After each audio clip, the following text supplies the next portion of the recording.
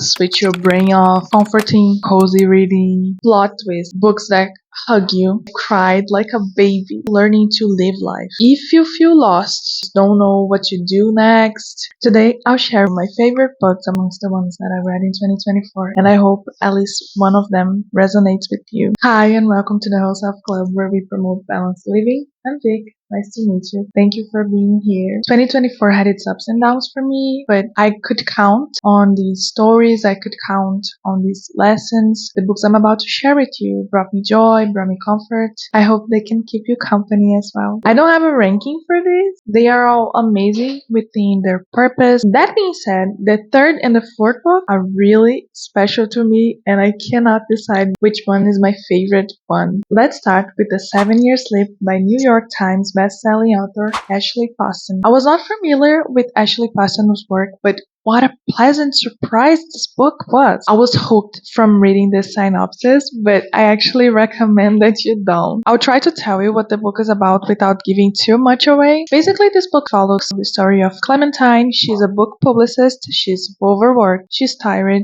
She's trying to heal because she lost somebody. That typical character that is ready to never let anyone else come close again until they meet that special someone. This is pretty standard romance novel, right? There is a catch though. If you feel like reading and want to be surprised, skip this part. I also linked all the timestamps in the description and in the comments for you. The man she meets is 7 years into the past. They are not on the same timeline. How do they do that? Well, you have to read the book to figure that out. There are no technical explanations, but you get the gist of how it works. I read a lot of time travel, but she manages to make it fresh. It's better if you don't know the part, but without it, the story seems very bland, a romance. But it's not just that. It's also sadness and insecurities and doubts, family, friendships, work, passions, about grief. It is very much about reminiscing the past, worrying about the future, trying to plan things. These characters have flaws, and I love that. I love the way they interact with each other, not just the two main characters. All of the characters in the novel seem to be real people within the constraints that you have for a short novel, and following two main characters, you really feel the pain the characters are feeling, the joy, the bittersweetness. In my opinion, Ashley Poston does not fall into tropes and cliches. This book gave me so much inspiration. It showed me passion. It showed me grit. Although Ashley Poston explores heavy topics in this book, I think it is a very light reading. It is something you read to unwind. It's a really nice book for you to just get started, let your brain flow. I really like this book. Now moving on to The Marriage Act, The Risk I Took to Keep My Best Friend in America and What It Taught Us About Love by Liza Monroy. This is a big title, right?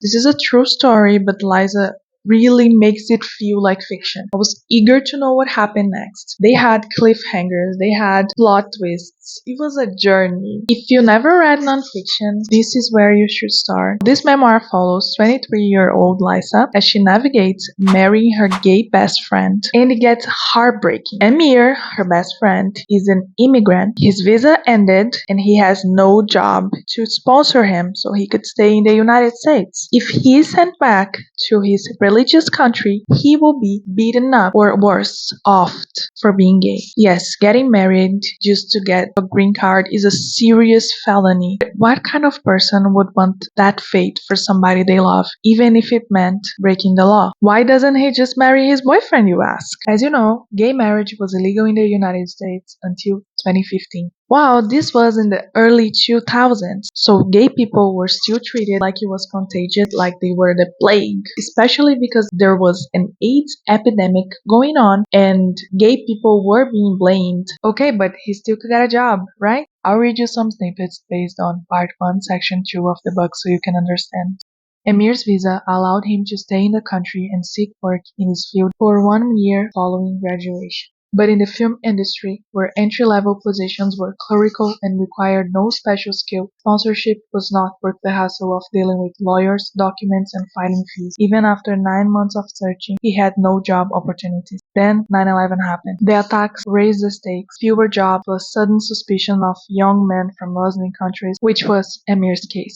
To be sponsored for a visa, a foreigner has to have an in-demand skill. A surgeon or engineer had far more of a chance than a young filmmaker. And after 9/11, even the best of the special skill set ran into visa troubles. One, for instance, was an infant cardiologist who developed groundbreaking procedures for operating on babies' heart. This man could not get back into the country because of red tape. So what chance did Emir stand? As if this isn't enough, Liza has to deal with a controlling mother who is also an immigration agent for the US government. The man who is the love of her life, lying to the authorities, lying to Emir's parents, lying to her co-workers. I know it's non-fiction, but I really don't want to spoil things. Do get crazy, like things you don't imagine that could happen in this story happen, and it is just amazing how she builds up that tension. And since this was written years after all of that happened, she's very conscious about what drove her to make certain decisions. What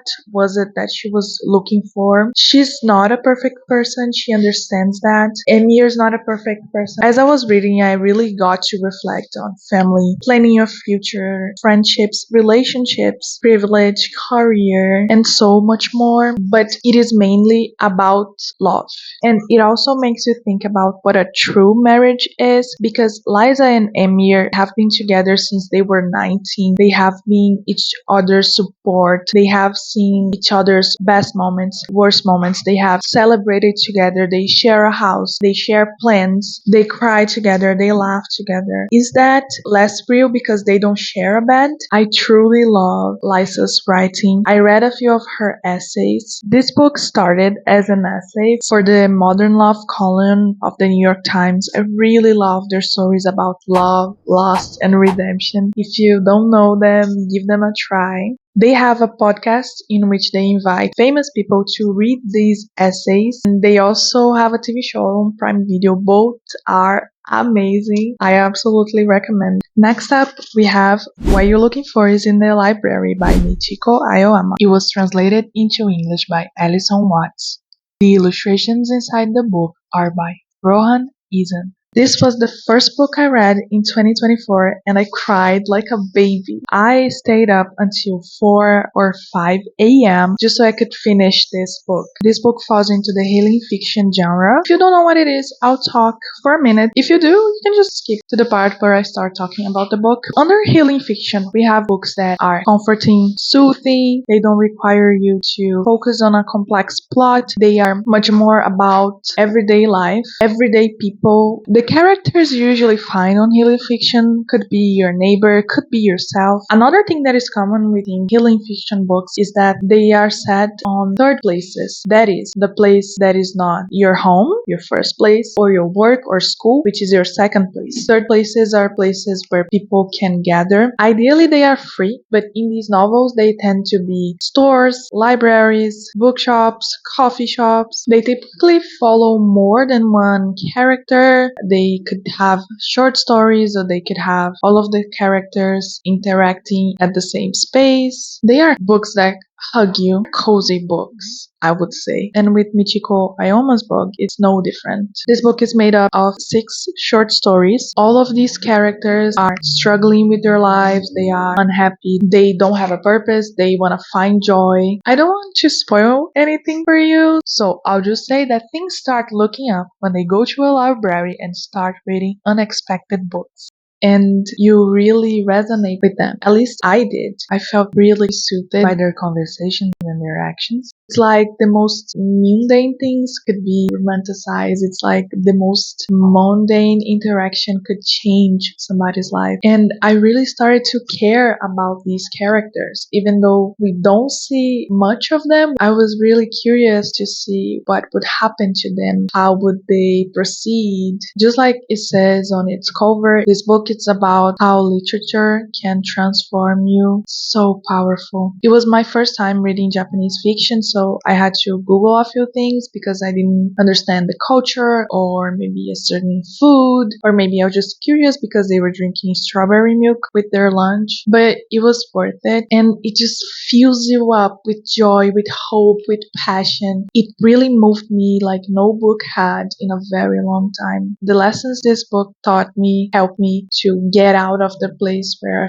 felt immensely lost. And I will talk about it in future videos. I'd say this book was one of the reasons why I let myself explore posting on YouTube just for me, just for my purpose, just because it brings me joy. I recommend it for people who are lost in their career, within their friendships, within their romantic relationships, or people who just don't know what to do next, and also for people who just want to unwind a bit, get to know other stories, maybe read about people who are like them. I think this is really important within fiction, to see yourself in these characters, just like I saw myself when I read this and many others throughout the book. I'm still searching for somewhere I can be accepted as I am. Just one place is all I need, somewhere to be at peace. Absolutely recommend. Now we're heading towards the end with Welcome to the Hyunam-dong Bookshop by Hwang. Look how cute. This was translated into English by Shanna Tan, and the illustrations are by this amazing artist that you can follow on Instagram. This is the Brazilian edition. I think it is a bit different from the other editions. This is the US edition. Let me just start by saying that this book, it's literally a hug. Like other healing fiction books, it makes you see life in a different light. This was Bo-reum's first published book, and it was a huge bestseller in Korea. It follows Yeonju, a woman who feels empty on the inside after being hurt, mistreated, misunderstood, disappointed, you name it. Then she decides to abandon life as she knows it and follow her longtime dream of opening a bookshop. As the book progresses, you understand Yeonju. We have a few chapters dedicated to the people who go to the bookstore. I loved the pacing. I loved the way the book was organized because it goes back and forth from past to present, and it follows different characters, but it is not confusing and you start to care about them. We're talking about people in different seasons of their lives. So we have teenagers, people in their 30s, people who just got out of college, people in their 60s, and they're all learning to live life. In my opinion, all of the characters were amazingly explored. They truly sound like real people. You see how they interact with each other and how these interactions change the way they behave. You see how their lives play out for some time. And of course, because this is a bookshop, we see a lot of book recommendations, not only Korean books, but books from all over the world. I cried so much while reading this book. Sometimes the character was thinking something so trivial for them, or the character said or heard something that was so mundane, but for me, that was me being seen by them. For me, that was acknowledgement. This book is very dialogue heavy in the best way possible. As you see different points of view, you learn about these characters' lives, hopes, dreams, but you also see their dialogues with each other, and it's they share the greatest wisdom in these dialogues. Like, it's nothing. I watched quite a few K-dramas, so I am more familiar with Korean culture. When I had this video idea, I cried writing the script, and I feel like crying right now because this book is very special to me. All of these books are. I strongly recommend this book if you are burned out, tired, if you don't know what to do next, if you are lost within your friendships, within your relationships, within your career, if you're lost on navigating your family dynamic, or if you just wanna switch your brain off and enjoy a cozy reading. It's a book for a lot of people. Lastly, we have Everything I Know About Love by Dolly Alderton. For me, this is a memoir about womanhood. I don't think I can describe this book better than its own synopsis, so here it goes. It's a book about growing up, growing older, and navigating all kinds of love along the way. Dolly tells you about falling in love, wrestling with self-sabotage, finding a job, throwing a socially disastrous Rod Stewart themed house party, getting drunk, getting dumped, realizing that Ivan from the corner shop is the only man you have ever been able to rely on, and finding that your friends are always there at the end of every messy night out. It's a book about bad dates, good friends, and above all else, about recognizing that you and you alone are enough. What a ride this book was. I admit it took me a while before I could relate to Dolly. She grew up in a small town. She went to an all-girls Catholic school. That's very different from my upbringing. She's older than me, so I don't really understand some of the references. And as she is from the UK, some cultural items got lost for me. Like when she mentions a celebrity, it's not the same for me because I didn't grow up with it, you know? All of these things made it difficult for me to relate to her at first, but not for long. It was still interesting to see how she navigated her childhood, her teen years, and these are only told briefly because the focus of this memoir is what she lived in her 20s. When you start reading, you're thinking this is only about her, only about her experiences, but it's not.